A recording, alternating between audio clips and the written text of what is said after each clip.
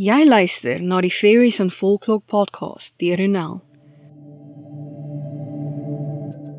Ek is donker fantasieskrywer Ronel Janse van Vieren, met meer as 'n dekade van rondsniffel in stowwerige volkskindeboeke, om wesens van verbeelding wat my nuuskierigheid aangewakker het na te vors, is ek hier om die volkskunde in 'n neutedop te deel, en hoe ek dit herverbeel het vir my skryfwerk in 'n oorsprong van die vee. Hierdie is die Fairies and Folklore podcast. Hi, ek is jou gasvrou Ronel Janse van Vieren. Noem my sommer net Ronel. In vandag se episode gaan ons voort met ons verkenning van die veeryk.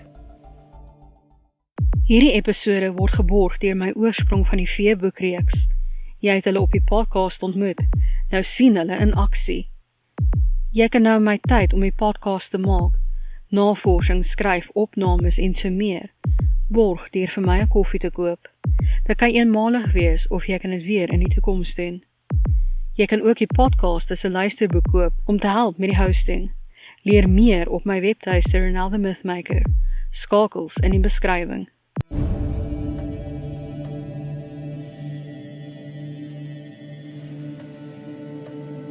Ons gaan voort met ons verkenning van die werkers van die dood. Vandag se vee, afhakker. Volkskunde in 'n neutedop deur Ronel. Die afhakker is 'n reuse swart hond uit Duitse volkskunde. Daar word gesê dat alleen reisigers snags deur hierdie hond aangeval word, deur of hul kele uitskeer, of op hulle spring en bly sit totdat die persoon van sy gewig versmoor. Dit is veral aktief by kruispaaie.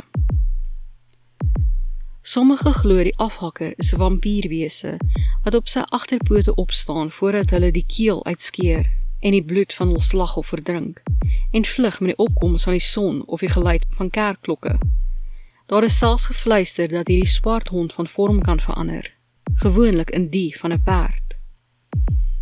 Alhoewel dit hier soortgelyk optree as pukas en waterperde, wat afwyk van alles wat oor die afhakker bekend is. Baie van die tyd vind die afhakker 'n eensame reisiger op 'n donker pad, en loop 'n geruime tyd saam met hulle voordat hy skielik aanval. En alhoewel hierdie bekruipgedrag van hierdie swart hond soortgelyk is aan die van Britse swart honde, is daar nie veel meer te vind oor die volkskunde daar agter nie, anders as die meeste ander van sy soort. Bly dus net saans weg van kruispaaie, en moenie alleen reis as jy veilig wil bly nie. En nou vir my interpretasie van die vee, in 'n oorsprong van die vee, afhakker. Enkelvoud, afhakker. Meervoud, afhakker. Afhakker is swart honde wat kruispaaie bewaak. Hulle dwaal soms weg en patrolleer naby geleë paaie. Aangesien kruispaaie plekke is waar vee ooreenkomste getres kan word, en waar sterflinge soms die ryke kan beweeg, moet die afhakker seker maak dat die balans van die ryke behoue bly.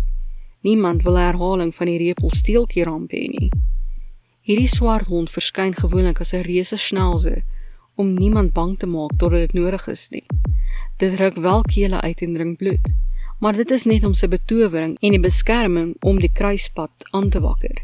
Nie uit vraatsig nie. Dit jag gewoonlik misdadigers van alle soorte, en laat die onskuldige ongedeerd. Anders as wat volkskunde sê, benadeel sonlig afhakker nie.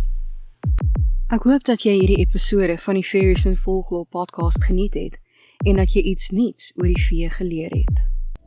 Onthou dat jy 'n transkripsie van hierdie episode in die beskrywing kan kry. As jy nuut is by die podcast, hoekom jy na my webtuiste ronelthemythmaker.com gaan en 'n gratis kopie van Ongesiens, die tweede boek in die veeverhaalreeks kry nie. Toe 'n volkskunde, toorkrag en gevaar wag. Pas op!